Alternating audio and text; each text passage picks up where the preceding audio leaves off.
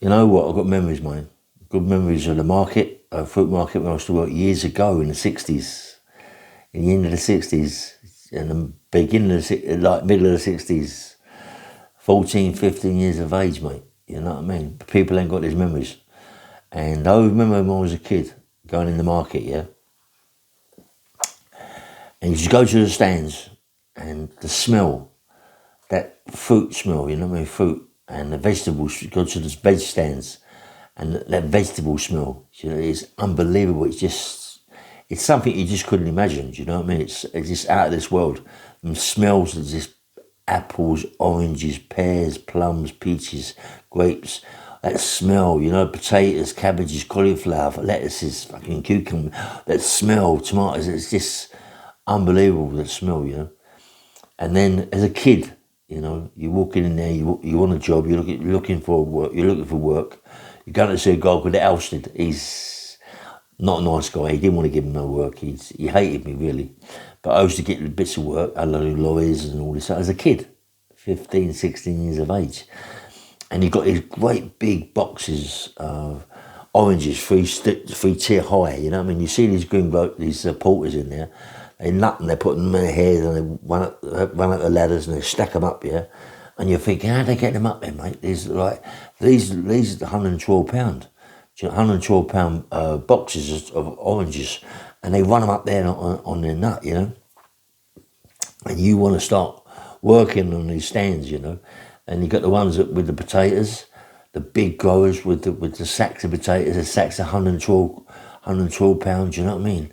These massive sacks, these cloth sacks, you know, and you got to put them on your nut, and all the stuff's coming down your back, and then you put them on your shoulders, you try to handle it, you know, and they're flying around like nothing. They got massive, great big arms, massive shoulders, big shoulders.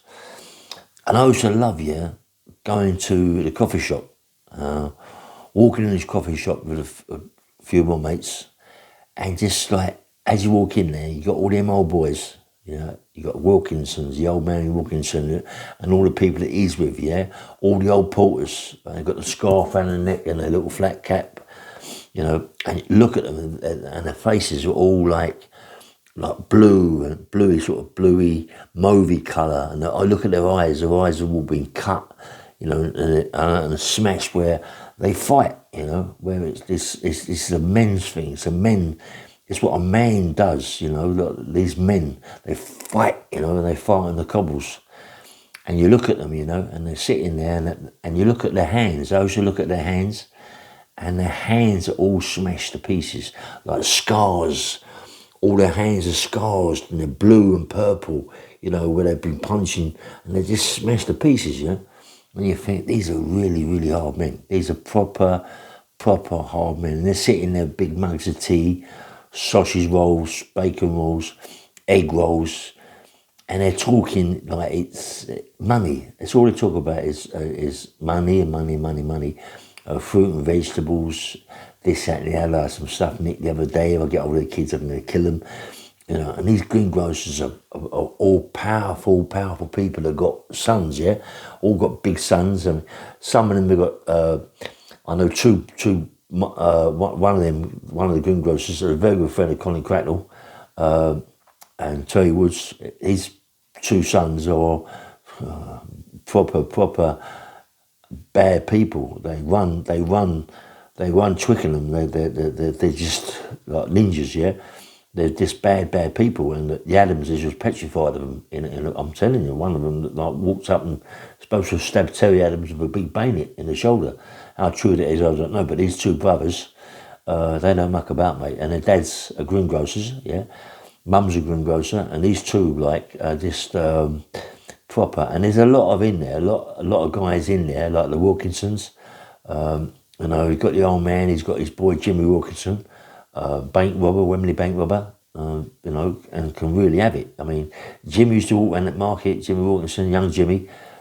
When I say young, he was a lot older than me, but I mean, he used to walk around, mate, and he used to walk around with his head up high, mate, because he could have a fight. And him and Cracknell was always fighting, you know, and I used to love going to the old Hill store, yeah, there's an Hill store in there, but it's just sort of jelly deals, yeah.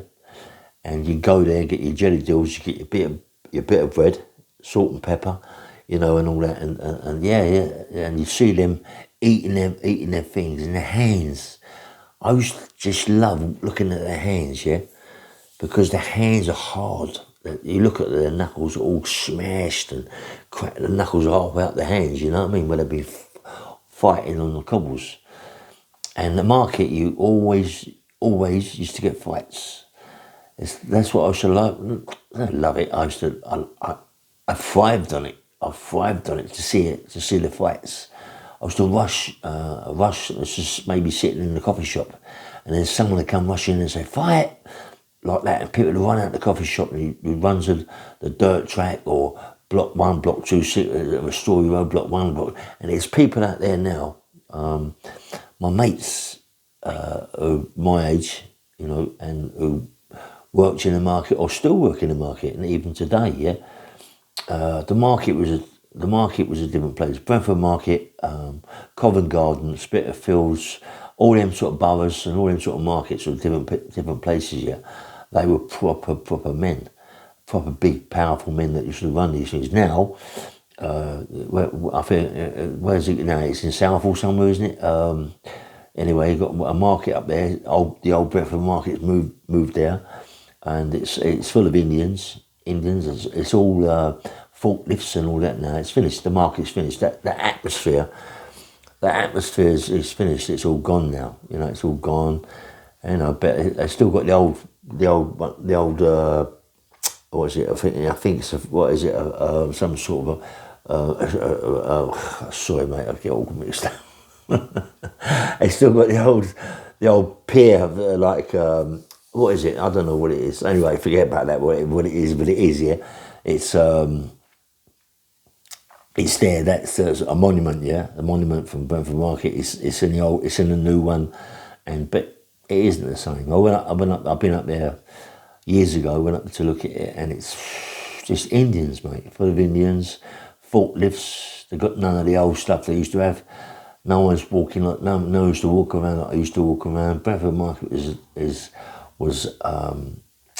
it's something, mate, that I see.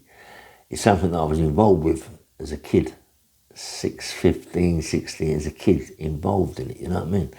And it's my life, and I love it, mate. And there's there isn't anybody on this YouTube now that knows that's ever been like that. It's, you know what I mean? There's no one. There isn't anybody that knows stories about markets like this or markets or whatever I've done at that early age. Do you know what I mean? You go in the market and, you know, you meet your mates and you get jobs, unloading lorries, potato lorries, anything really, any lorry, you get a job to unload lorries, you know what I mean? You might go, but you got to remember in them days, Portridge money used to be like sixpences, fourpence, you know, fourpence a package, sixpence a package, shilling a package, you know, 2 shillings a package, 5 bob a package, 10 shillings a package. It's all that old money, £1 a package, you know. And these porters in them days used to earn good money. I mean, like £200 a week, £100, £50 a week was the sort of money then in the 60s, you know, maybe even more. And everybody in the market is a thief. They're all thieving. It's unbelievable that they're thieving off that motor over there, giving it to that motor over there. Then that motor over there is more, it sells it back to that motor. It's just crazy the way it goes, you know. And I used, as I said, I used to love going into the. That about what. They had the canteen, the big cafe inside the market was called Alsted's. They had about 4 or 5 cafes outside the market, where a lot of us used to go there, and I used to love it because I used to put the bib on, the thing on over the bib, yeah. I used to have my Dr. Martens on, my Staples trousers or a vest or a t-shirt, and you walk him across the road with his with his proper porters. I'm only a boy. I've got the swagger, and I'm learning the swagger from the walking across the road, and they used to just stop traffic. They used to just stop it and walk across the road. People would be fascinated by them, you know. And you walk into the cafes, And the calves are proper food. The food you get in the calf in them days was proper food, mate. You know what I mean? Proper food. It was like, you know, great big plates of food. They had to give them guys that sort of food. You work in the market, starting at 3 o'clock in the morning. And I used to love it because when I first got in the market, I was my night porter as such, but when I first got in the market and I used to work with them, help them out and go and get my 10 shillings. 10 shillings or a pound, maybe pound, £2 a day, yeah? Helping out, carrying boxes, loading up lorries and things like that. And we used to go from there, from Brentford market to the swimming pool in Chiswick swimming pool. Chiswick opened their swimming pool and just go there and all the porters, you get all the porters, mate, because all the porters, right, they've all got fantastic physiques. They're all like big shoulders, massive shoulders, big arms, tiny little waists, you know, big guys, yeah, and all walking about, spragging about, and everybody knows where they come from.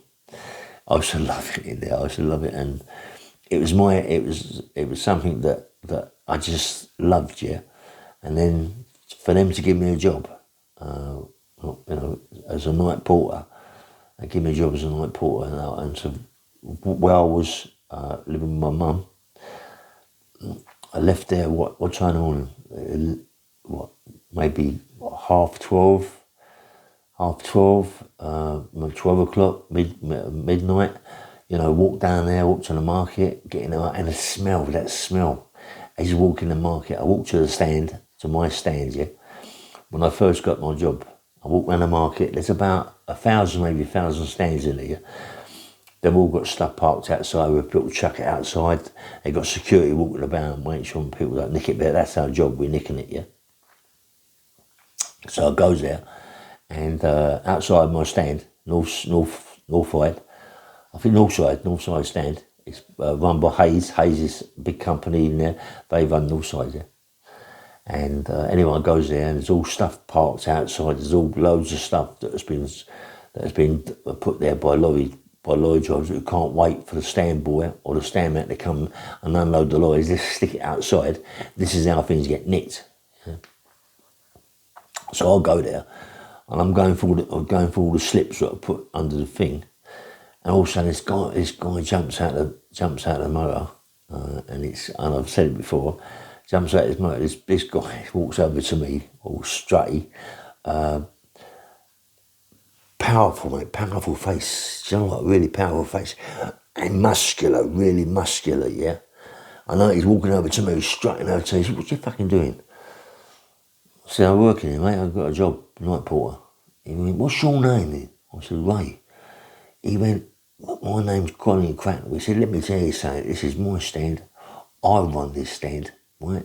He said, "I'm telling you, I'm in my lorry over there. Look, see my lorry over there? I've been sat there all night waiting for these people to come and nick stuff off our stand. Don't like all that, mate. If you're going to nick something, nick it off other stands.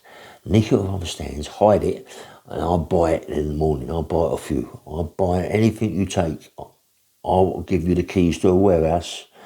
You put your stuff in the warehouse and I'll buy it off you." And I thought, this is a good job, you know. I love this job. This Colin Cracknell is a really, really hard guy, you know what I mean. And as I'm talking to him, we go in the stand, and I'm talking to him about the market, about this, that, and the other. And I go in there, mate, and I look at him, and Colin's one of the guys that he runs a boxing club. He's an ex-pro, and you look at him, and he fights a lot. He does a lot of fighting in the market. He's always fighting greengrocers and other porters. All doesn't stop. That's what the market is about. It's about one day you might lose a fight with a porter or a greengrocer. The next day you come back and you fight him again, yeah? You fight him again. The fights don't stop. One fight leads to 20 fights. You know, that's the way it was in the market. And I was the same. I'd go in there. I'd have a fight. Colin was cheating me all the time. But when I walked into the stand with Colin, and we walked into the office, and he's got me sit down telling me about how things got me stacked up. He went, look. He said, "There's loads of stuff in our stand. right, that's got to be sold. Right? And the idea for things to be sold for the greengrocers to see them, to buy them. So we want them put out the front nice and neat. So when the greengrocer comes along, he can see the stuff outside and he can order 20 boxes, 50 boxes, this, that and the other. Make sure that all that stuff put out nice. I go, yeah, I'll do all that. And I love doing it, you know what I mean? It's like, I'll do that. So the next day I'm there, I'm stacking things up, but I'm putting boxes out, 10 boxes of this, 20 boxes of that, and stacking it all up, right? So he's come, I'm gone. He's coming in, I'm gone somewhere else to help someone else out to get more money, yeah? And about 4 days later, he's called me. He's gone to me. He said, listen, let me tell you something. When I said put things outside the stand for greengrocers to come in, I don't mean put 50 boxes and 20 boxes outside and stack it all up so it's nice and neat, it looks the business. All the salesmen love it. They love me. The salesmen love me because of what I do when I get it out. He said, but us porters, we don't like it.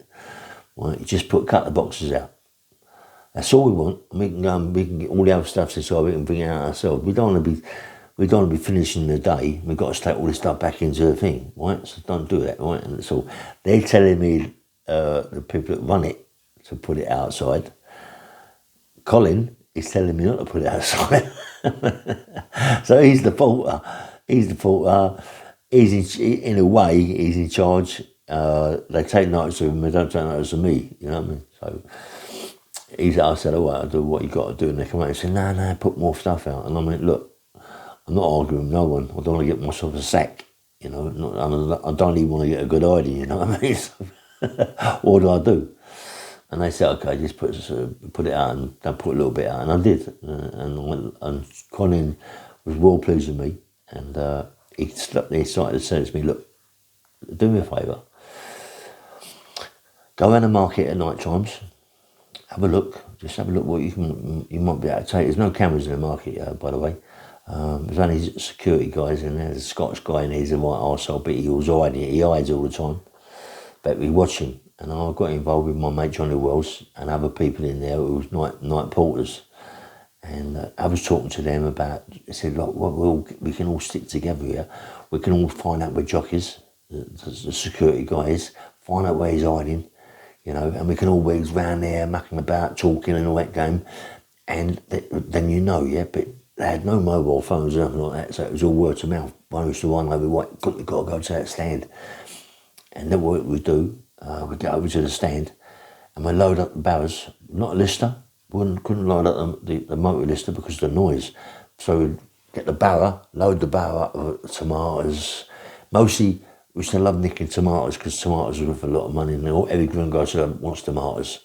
You know, apples, oranges and pears and plums and peaches and all them sort of grapes. And we was into that. Grapes was lots of money, you know what I mean? Peaches, lots of money. Dates, figs and all them sort of things, lots of money. It's Christmas time. So you half knew what to take, yeah? And we used to take loads of stuff and never stopped nicking things. And Colin Cratton would give me the key to the warehouse. And I'll go in the morning, we'd have a good morning, and I say, Colin, oh mate, it's the key. There's all stuff in there, there's quite a lot of stuff in there. So he'd come back, look in there, I go, yes, okay. He said, let me do what I've got to do. He'd come back and you'd earn good money, you know what I mean? You got £40, £30, you know, it's a lot of money in them days. And it's like, you got to remember, it's 10 shillings and 11 shillings and 1 and sixpence and 10 and 6 and all that sort of thing, you know what I mean? It wasn't like it is now. It's sixpences and footpences and pennies and eightpennies and all them sort of things, you know what I mean? And Colin, he used to load up, he used to stack motors up, unbelievable. He could really stack motors up, yeah. And he used to have about 10 motors outside the stand, and he used to load them all up and get good. Colin Colin earned a lot of money in the market. But he must have done because he bought a massive great house, big brick house he bought. But he must have known the market was moving over that way, because then he bought a house right over that way where the market is moved to now, yeah. And anyway, but the market was my life. I loved it. And all of a sudden Colin said to me, what, are you interested in fighting? I said, yeah, I want to be a fighter. I want to fight, you know. I was fighting as a kid. He said, you want to be a fighter? I said, yeah. He said, how many fights you seen? He said, well, I've been in the market now, what, a couple of 3 months. I said, I must have seen 50 fights, you know. Because I used to look out for it, you know what I mean? I mean, every morning there'd be a fight in the market. It was one of the things that just happened. The old greengrocers, the old ones, with the scarf and the neck and the chorby hat and all them sort of things, or the flat hat, they're the ones. It's not usually them; it's their sons. Their sons that were the ones that caused the problems.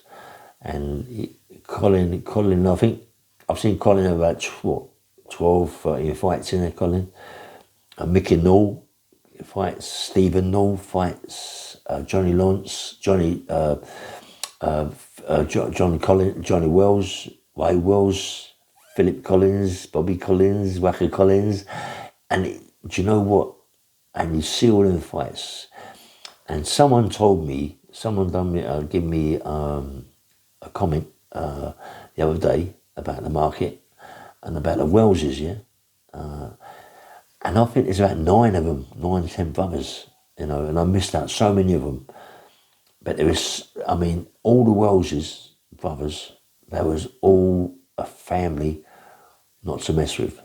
You know, there was about 9 brothers. They're all ex-fighters. They're all dangerous people.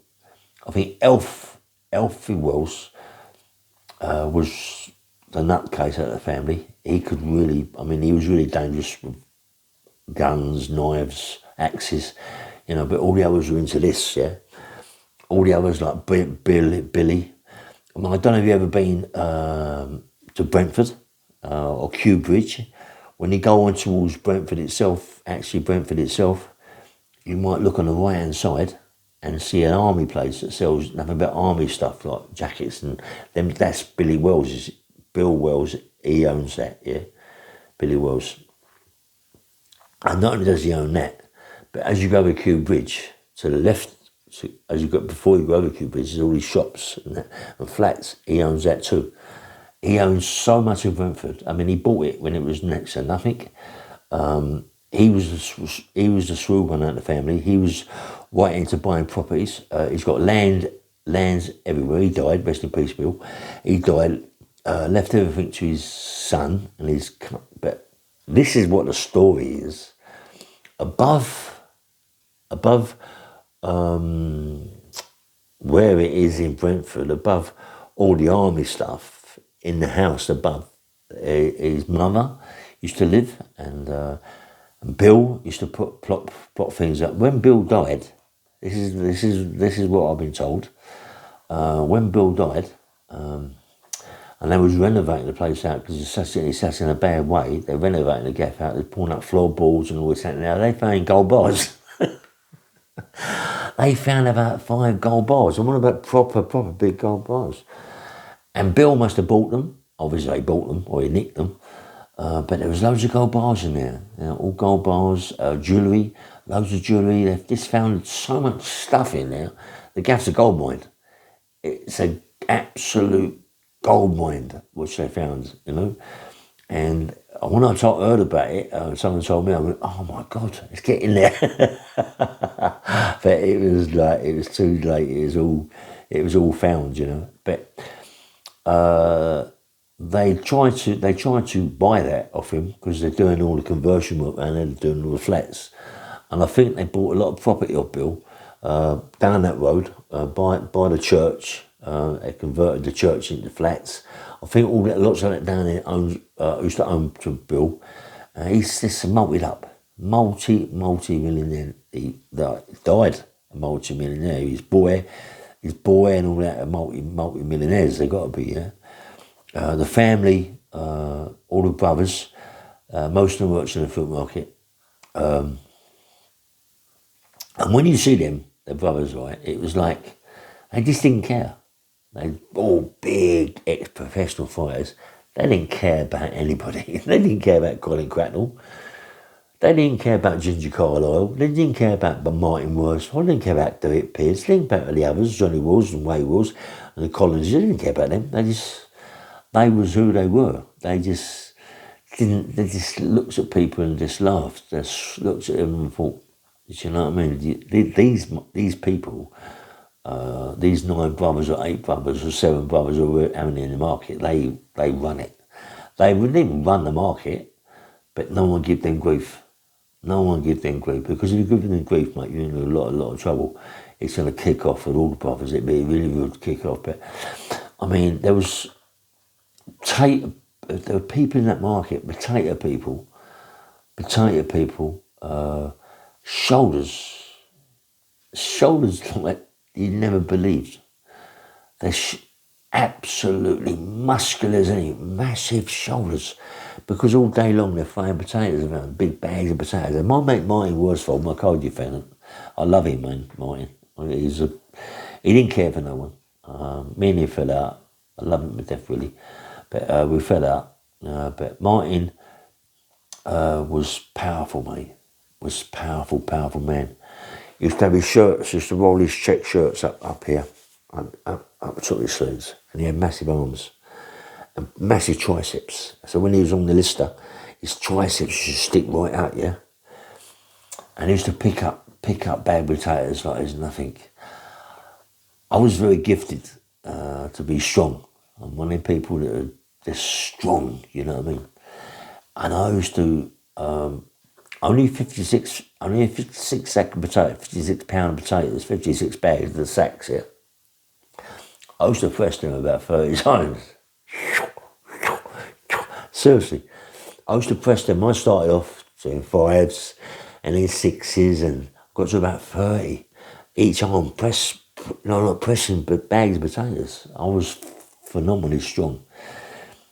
And Martin was very good. Martin was so strong in Martin, but I'm on about, he used to press the big sacks, the 112 sacks, the big sacks of potatoes, you know. Phenomenal strength. But Joe Strong, he won a big company. He had his own company, but he used to be a porter, but he used to be the strongest porter in the markets anywhere in England. He was a big, powerful man with glasses, Jewish fella, Joe Strong.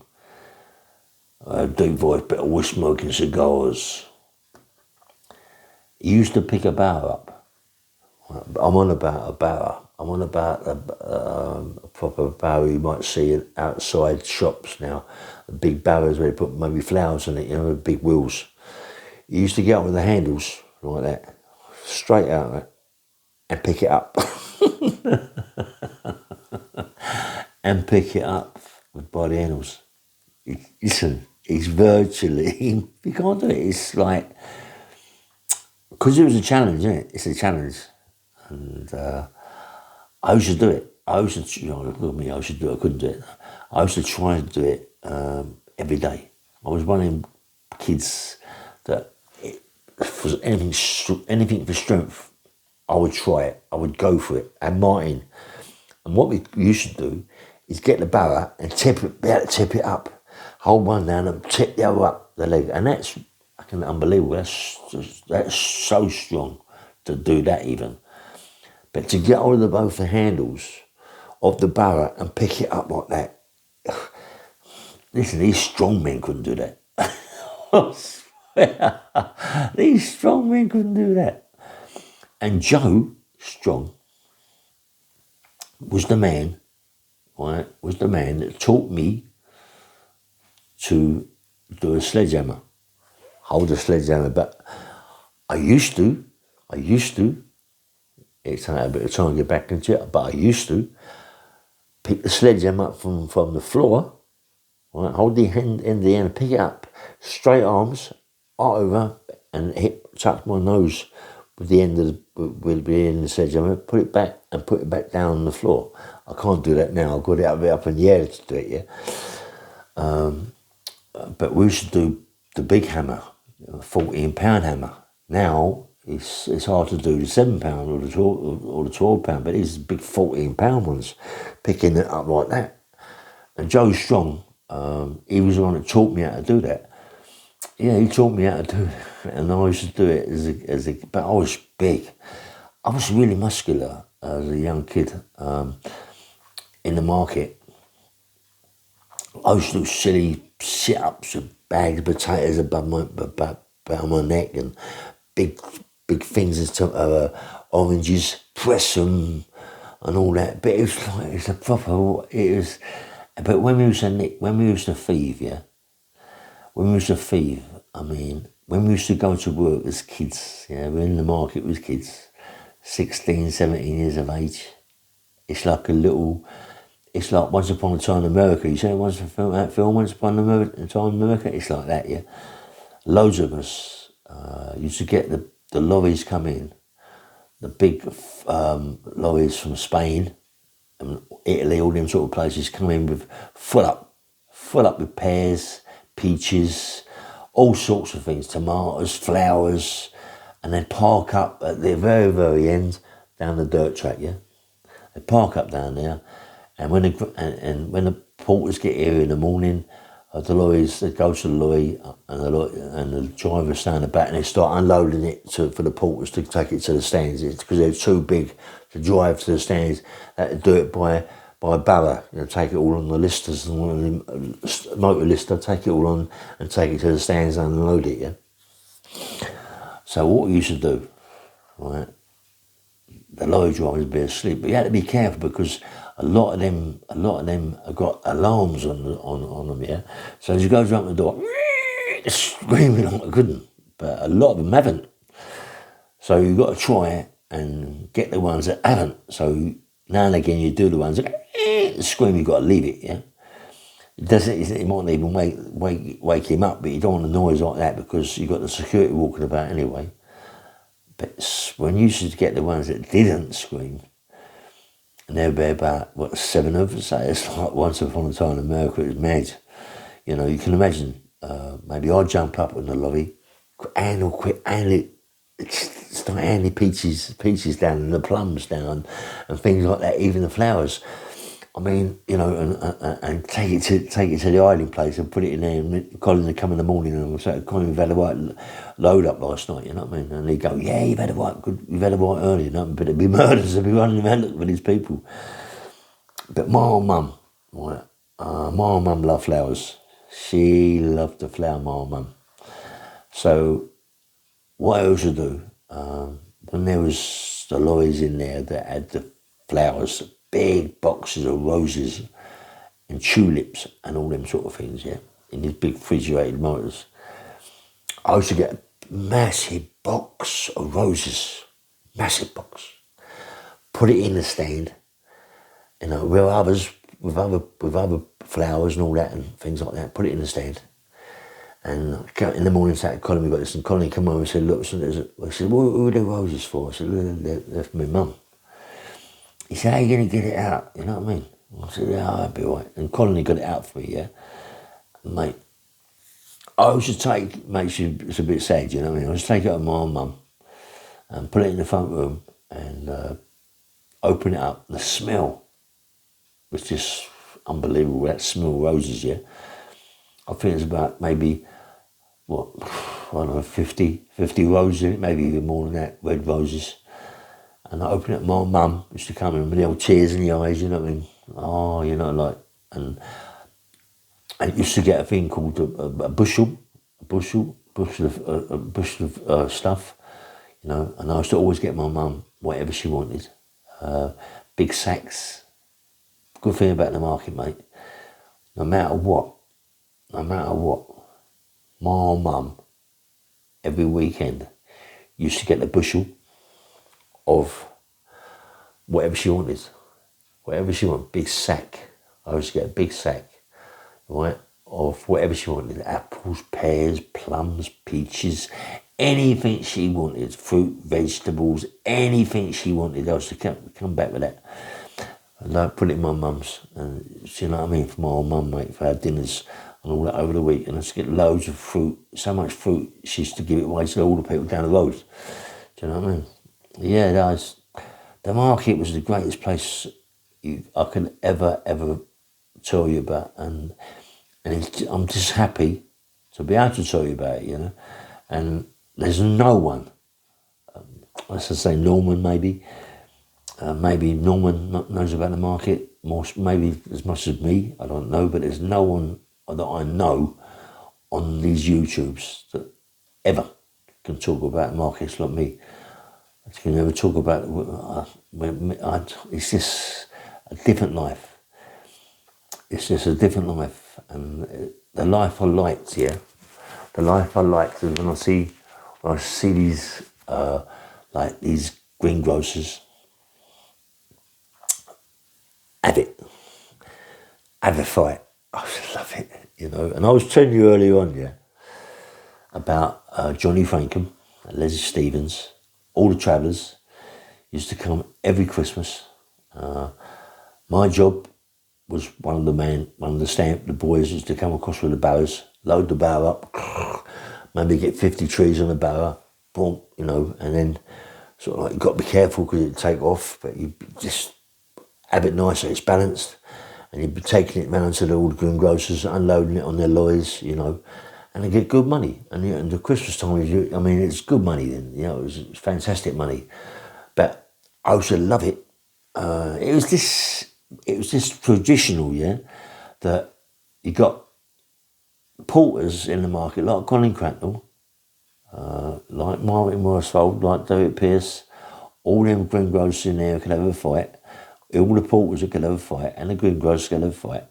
Have a challenge, and they would challenge travellers, and they just see them fight, and they'd do it every year. They'd have a fight, lose the fight, but next year they'd fight again and maybe win the fight. And they'd be fighting for 20 minutes. Fists, no nuts, no knees, nothing, just fists. Fight, just fight. And that's why when I first went to the market and I heard about all this fighting going, and I looked at the fight, I looked at the greengrocers, and I looked at their hands, yeah, and their eyes, and you look at their hands, you know, and I think to myself, wow, look at their hands, man. They're all smashed to pieces. All their knuckles are halfway up their wrists, and the knuckles are all scarred up where they hit their teeth, or they've smashed it too hard and they've smashed their knuckles, both their knuckles. And their noses are all like that, and their eyes are all bluey, purpley colours where they've been cut so many times. Yeah, and their hands are the same sort of thing where they've hit. I mean, my knuckles are similar where I was fighting on the cobbles with Cracknell. I used to smash my hands to pieces because sometimes you hit too hard, you know, you hit too hard, and you might hit, and he might put his head down, whoop, bang, and you hit the top of your head, and you know, and I swear to God, mate, he doesn't realise, but it's a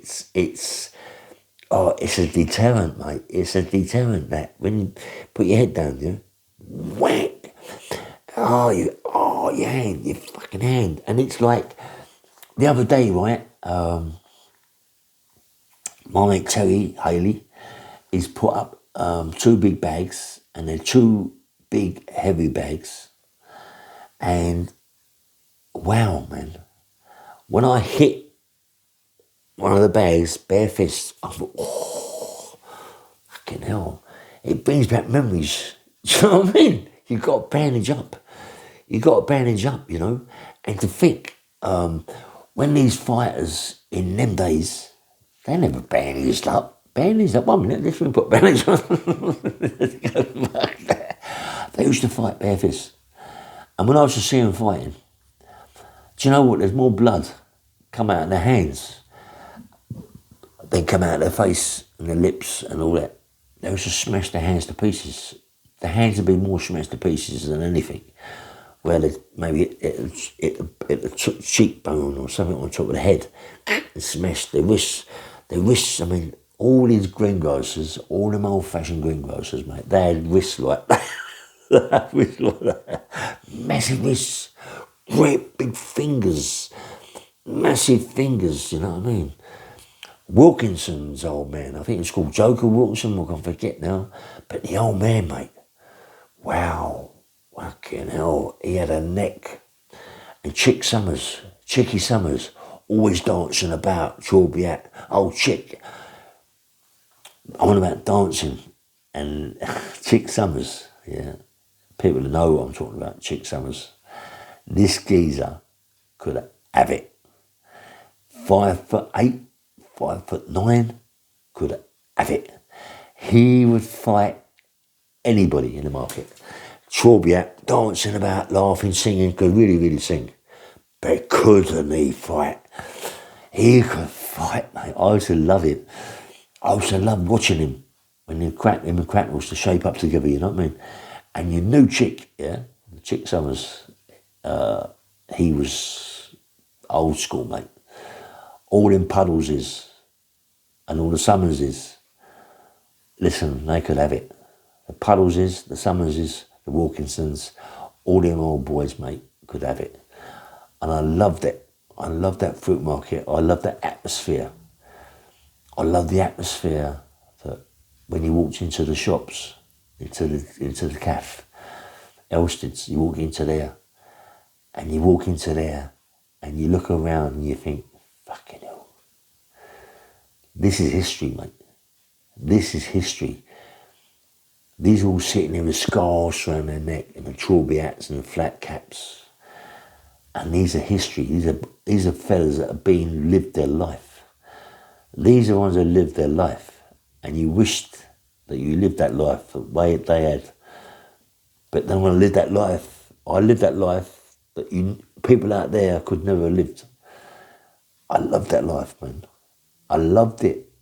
I loved going into the market, walking into the market, and the smell. I'm on about the big part, not the open part, the other part. You walk into there and the smell was just too much.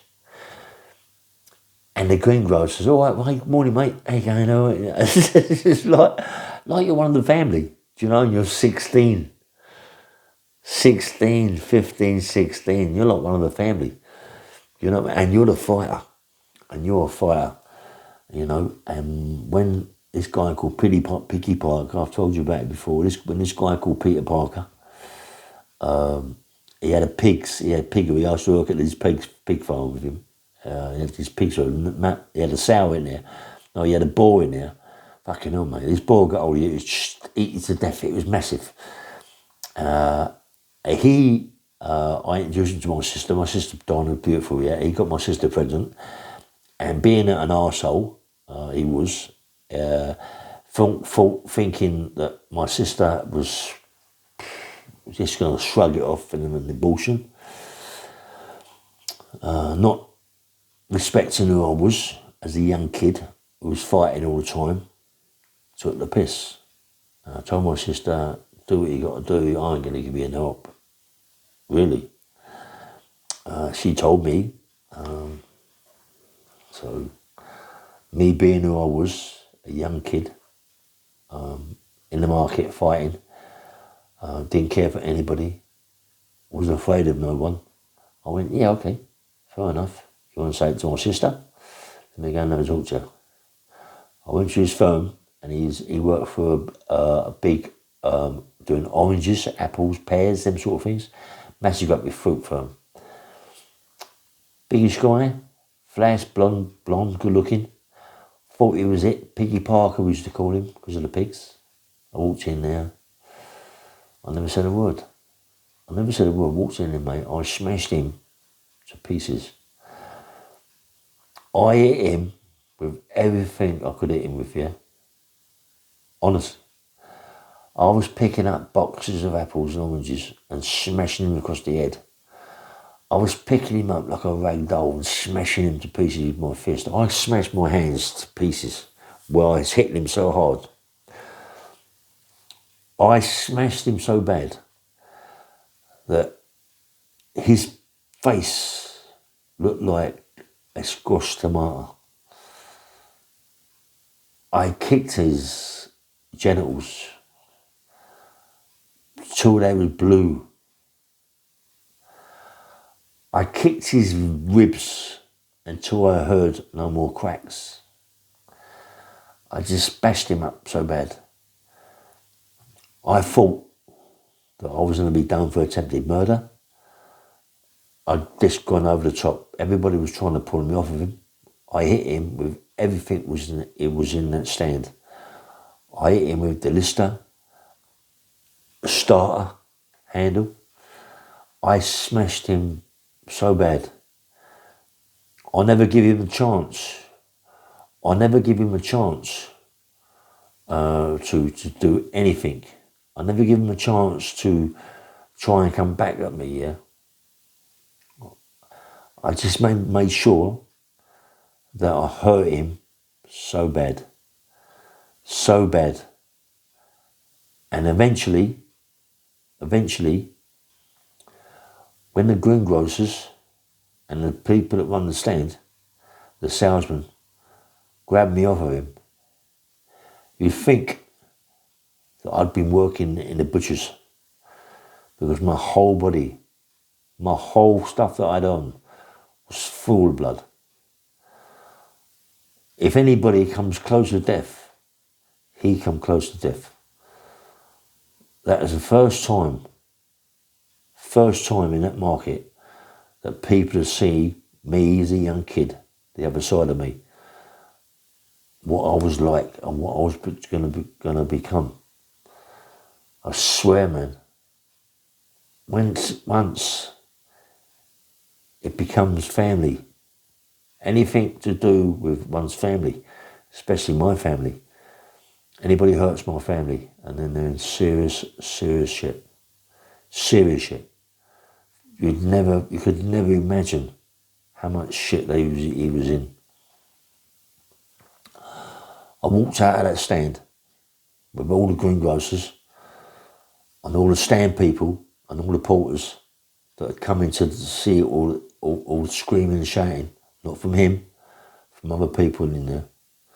I walked out of there, and you'd think that I'd been hit with an axe, because blood was everywhere on my face, all on my clothes, my hands, my arms, my legs, full of it, mate, just full of it.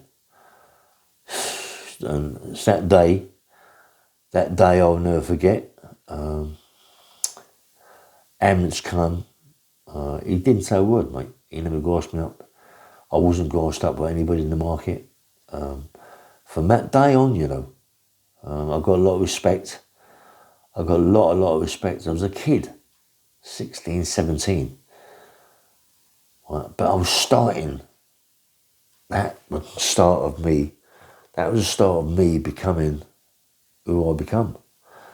You know, everybody in the market loved me for what I did. And yeah, man, it's just something that sparked off, mate. It's just something that sparked off. Mad. That was the only time in that fruit market that I've ever done anything like that. Me and Colin used to fight regular on the cobbles, on the block 1, block 2, Strawberry Road and all around there. Used to fight regular. I used to fight regular with a guy called Terry Woods. Me and Terry fell out years ago, but it was Terry Woods could fight, and Terry Woods was a jab your head off. Martin Worsfold, the same, fight. All them greengrocers and all them porters, they loved me, man, because I was up and coming. I was an up and coming kid that was going to go nowhere, really, to prison. It was just one of the things that was going to happen. You know, it was just one of the things that was going to happen. And when as a kid, things, you're working, you're getting good money, but money is not enough. You want more money. And because you want more money, You're going out of your way. You're going out to get more money. You're looking to get more money. You're 16, 17. You're looking to get more money. And when you start looking around places, seeing places, saying, yeah, we can do that. We can do this. And I can always remember I'd done something over Ladbroke Grove or that way years ago. Come to absolute fortunes.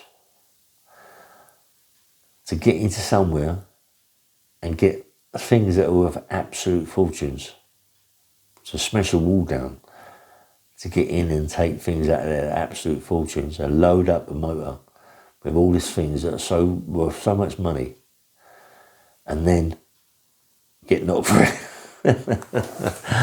And then the person we'd done it for, he drove off into the sunset. He drove off into the sunset, mate.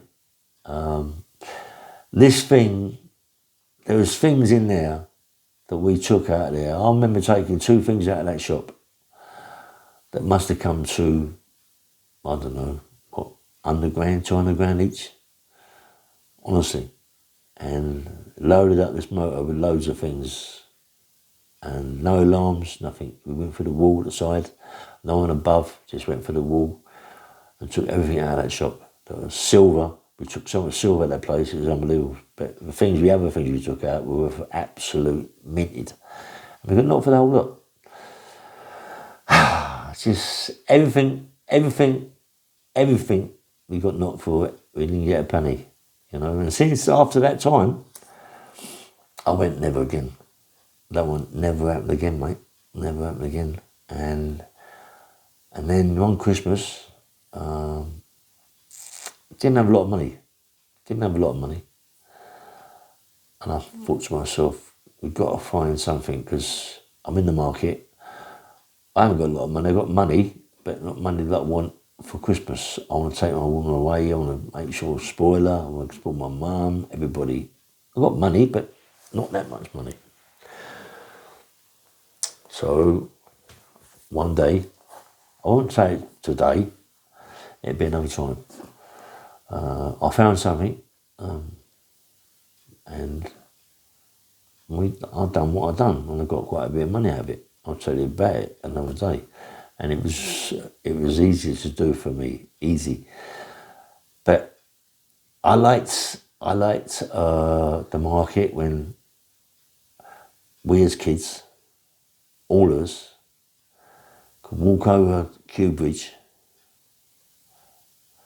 all meet up, walk over to Kew Bridge and go to a place called the Boathouse. Big club. It's no longer there. It's no longer there by the Thames, yeah? You go over Kew Bridge, it's on the right hand side, but it's all flats now, yeah? And it's a big pub called the Boathouse and a big club right by the Thames. Massive. Everybody used to go there, Brentford, Chiswick, Elms, all around the places to go there. And all the market boys used to go there. And we was always fighting. It was just one of the things. It's just one of the things that happened. You'd fight maybe out of a weekend. You'd fight twice. Maybe Saturday or Sunday you'd have a fight, or Friday night you'd have a fight. Always fighting there. And I remember on my bush, 6'8", 6'9", bouncer. He had equity. He was in lots of films. He hated us. He hated us, food market boys that come in there, because he couldn't control us. You know what I mean? He couldn't control us. You see his face change. You know. As soon as he walked in, his face would change. He'd say to us, "Listen, boys, no trouble tonight. Behave yourself. Please, no trouble." But he knew that there'd be trouble. And we would fight. It's just one of the things we would fight as kids. And we would fight and fight and fight and fight and fight. And I remember one day, He caught me in there and a right bad fight. He went, do me a favour, Ellie. Fucking hell. Go downstairs, mate, will you? Go downstairs. He said, go downstairs, leave me out here. Go downstairs in the place downstairs, have a drink, and what you're going to do is plenty of women down there. Anyway, I'll go down there. As I walk in there, I got one of these silly scarves on my neck and a flat cap and this muscular. Everybody knows who Ray is. Everybody does. Everybody who loves me, respects me. But you get ones in there that don't even know who you are. Who don't give a fuck who you are. So all of a sudden, this guy's having a row with his bird, giving her grief. One of my mates said something, he has got my mate, so now it's off, innit? I nut the guy, nut him, smash him, grab him, pull him along the bar like they do in the Western days, right along the glasses, smash into pieces. All the bouncers come, drag me out. It's one of these bouncers, he doesn't know who we are. Gives me a bit of grief. I said, boy, you want to fight, mate? He went, get round the corner. Right? So I went, come on in. He must be a fighter or something.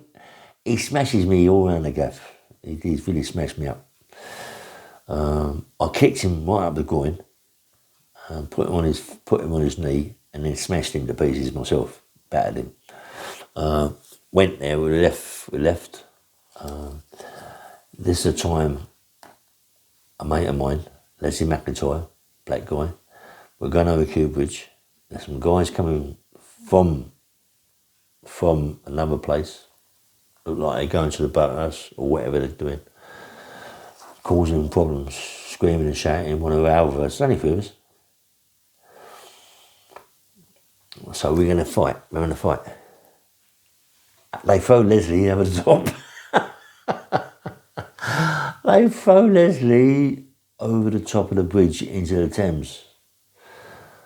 I don't know what it was, low tide,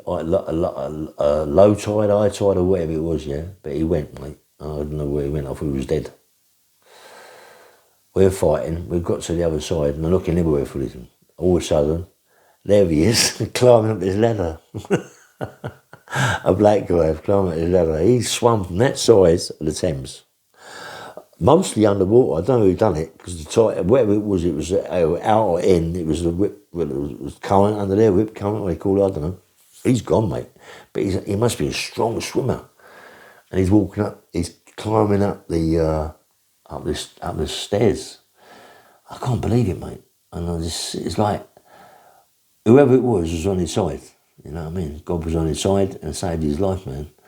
And I went, wow, I've never... He said, I thought I was dead. He said, the tide of whatever it was, mate, dragged me to the side. I don't think he did swim to the side, but whatever it was pushed him to the side, you know. And he got all of the thing and walked and come up the stairs. He was like drowned rat, mate. And I loved that time, mate, Les. Mate. I loved some good times we had. You know, he was my best pal, Les, black guy. I loved him, I loved his dad, I loved everybody, I loved his whole family. Me and him used to fight a lot. We used to fight a lot. And we used to train a lot. We used to train, even when I was in the market, I used to train with him quite a lot, you know. And he was my mate. And he turned pro. But I tell him story. I've told him story before. But he turned pro, but a good fighter, mate. Sinclair Christie's name was, welterweight. He turned pro with Georgie Francis, Mickey Duff. I also went down to the Wellington Highgate to turn pro with Georgie Francis and Mickey Duff. They come to my house, but as I told you before, that I ruined it. Anyway, listen. This is Bang Bang Rail. Please press the like button and subscribe if you like the story.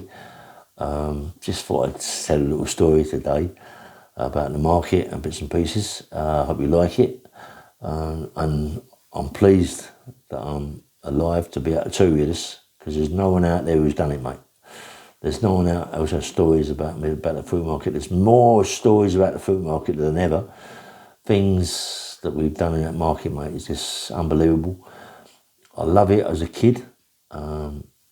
It's a shame that it's not there no more. It's a shame that it's moved on, and it's just a shame that all the memories are gone, yeah, for other people as well. Anyway, so have a nice day, yeah. Bye bye.